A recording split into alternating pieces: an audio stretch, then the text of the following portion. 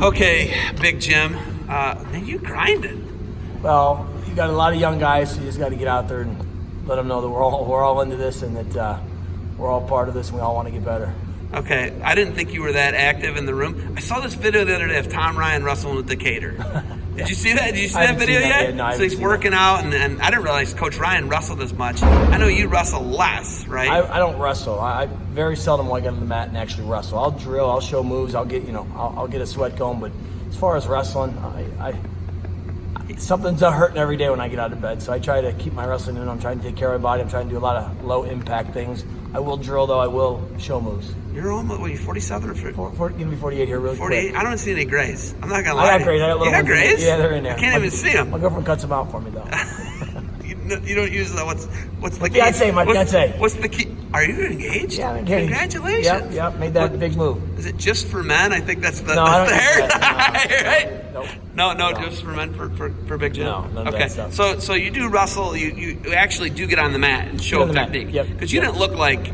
Look, listen. I went with my kid the other night to wrestling, and I started to show him a drop step slow. And it's hard. It's really it's really hard when because I haven't been on the mat in a year, yep. right? It's super hard, right? So when it's use it or lose it. It's like anything in our lives. It's your brain power, it's language, it's muscle memory. It's a lot of like riding a bike though. There's certain things. I've been wrestling since I was 3 years old. I'm 47 years. It's what I know. So some things I'll never forget. I think the speed of it, the explosion of doing it when I show it, isn't always there. I showed something today where I showed it, then I actually had Tishan come out and actually show it what it should look like because he's more explosive, more powerful than me.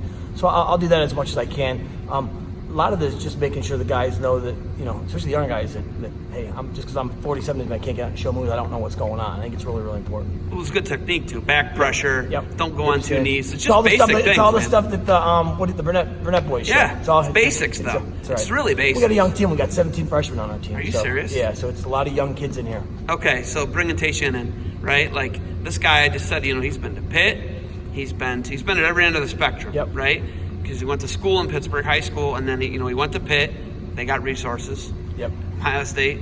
I mean, that's an understatement. They are the school of resources, yep. right? Yep. Them and Penn State. It's an arms race here. Bringing a guy like that in.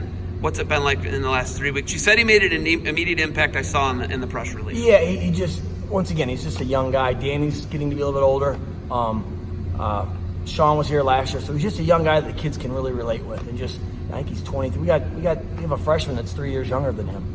That's wild. It is wild because he was he's a small kid. So they started him late, so he relates to him very well. And like I said, every year I get a little bit older, the kids become more intimidated about me. And like I said, my nephew's on the team. I get along great with my nephew, but he'll kind of tell me, some of the guys are intimidated by you, coach, just because I guess age. Because I think last thing I want to be is intimidating to anyone in this room. I think that I'm the person they have to be able to come to. They have to be able to feel comfortable with. So I think that's part of just getting out here, showing them that kind of the grinding with them. That I'm just not sitting along on the wall doing nothing. Okay, so you had a pretty good event last year to start. You guys didn't fare so well in the event. You lost to Bakersfield and then Iowa and Wisconsin. Yep. I mean, it's just tough, right? The Big Ten Yeah. schools come in and they beat up on you. Yep. And you lose 2 or 3 swing matches to Bakersfield. Yep. And then it kind of set the tone for the season because then you lose Kyle.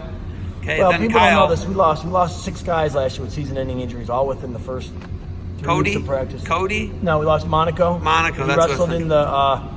He didn't wrestle. He wrestled in the Clarion, which was the week before. He got hurt the second match, re-injured his shoulder that he had hurt. Barrerio ended up having shoulder surgery. He can never wrestle again. We lost Kyle. Like I said, there's different stories. I don't know exactly what happened. At the end of the day, I felt that he just didn't want to be in here last year, which, whatever. Like I said, good luck to him where he's at now, but he just didn't want to be here. Ultimately, the injury he had, kids wrestle with it. And Nick Bellion was an All-American with that injury for us. So it's something that you can do. It's just, at some point I don't think that there was some just didn't work out for us at the end there. Okay, so everybody is kind of, Penn State seems to be benefiting from everything. It's almost like the rich get richer, right? Yep. I was talking to your coaches about how do we make Sacred Heart? How do we make Davidson? How do we make Franklin and Marshall? How does Kent State remain? You're still relevant, Jim. You're 2 years removed from Kyle's run in Cleveland, and then 4 years removed from Ian almost making the NCAA finals and having 2 All-Americans with Mike DePalma. So how do you remain relevant? And this is an arms race, man. It's social media. It's resources. It's more than all that. It's everything, though, man. It's cost of attendance. It's nowadays kids can go to a Power 5 school. They can get their, if you give them tuition, they can get their food for free because you can feed kids free if they have that, which most of the Power 5 schools have. So they can go there for free and eat food. Living, they can give them cost of attendance. So you can give a kid a half a ride at a Big 5 school, and they're going for free almost, if depending on how they work it. So, kids that we were getting maybe at some point because we give more money than the bigger schools. Now it's just gotten. I think the gap has gotten even bigger. We just got to keep grinding away and trying to find guys that we've been really, really good in my 17 years of finding guys that other schools didn't want in turn, like kids like Nick Bellion, Jermail Porter, Mike DePalma, who's a transfer that guys like that we've done really well with. You gotta keep working on them. Hopefully you can get a guy like a Dustin Kilgore and Ian Miller to pop in there every year too. Also, that's the plan. It's like hard to get the thoroughbreds though. Those two guys are your two best guys ever, both only 3-time All-Americans in program history. How do you come across another one of those? Well, I think both of them, we had connections to both of them. You just have to wait and hope there's connections. You hope there, like I said, with Ian, we had, you were here. My brother knew his dad. It was just, there was a lot of things that worked out. With Dustin's sister was here. Dustin's best friend was here. He was a full Pell Grant. We knew all this going into the July 1st date when we could make a home visit. So we knew all this. You just got to stay up on why you're getting kids and just trying to be creative on how you're getting them here.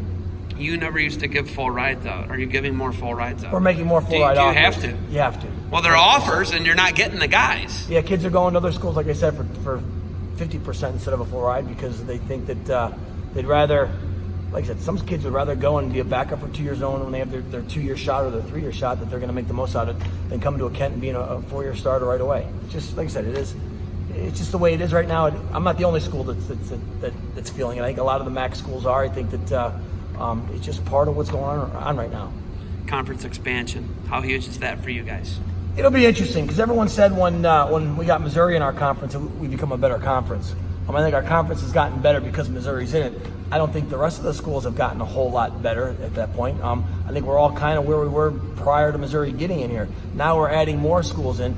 The funny thing is, we look at it last year. I think that between the MAC, we had about 24 qualifiers. I want to say the EWL had about 16 or 17 right off the get-go going into it. If last year we would have lost 4 qualifiers. So if last year's results are equivalent to this year, we're going to lose qualifiers just because you had some weight. Proportionally to teams, you're going to lose qualifiers. Now, even for the conference, like I said, because last year there were 2 or 3 weight classes that the EWL only sent the champ. Those champs wouldn't have gone under the system. We had 2 weight classes that only the champ went. Really? So now you're bringing them together, and if there's a weight class that no one's ranked, you're only bringing 1 guy, where in the past you would have brought 2 guys, because you would have brought the EWL champ and the MAC champ. Yeah, you're right. So we would have lost qualifiers. But you're gonna gain qualifiers though. As a whole, as a whole, the number will go up. But if you bring proportionally, you're going to lose per team qualifiers on it. Could. Missouri's going to maybe get 9 or 10 though, right? And then that which doesn't help everybody else, right? Nope. But like you said, one thing good about Missouri is they're going to come in and as a team from the outside, you got to hope that they bring 10 qualifiers like they normally do, and 1 or 2 of the guys might have bad weeks because I would say traditionally most teams 1 or 2 guys don't have the tournament they should, and they might lose a spot.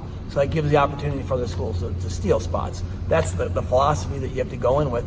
But ultimately, like I said, the MAC schools, we have to get better as a group so we can bring more qualifiers during the season rather than trying to steal Missouri spots. You can't go in with the philosophy to steal Missouri spots to get a qualifier. Well, just think about it. Kyle Cano had to steal a spot.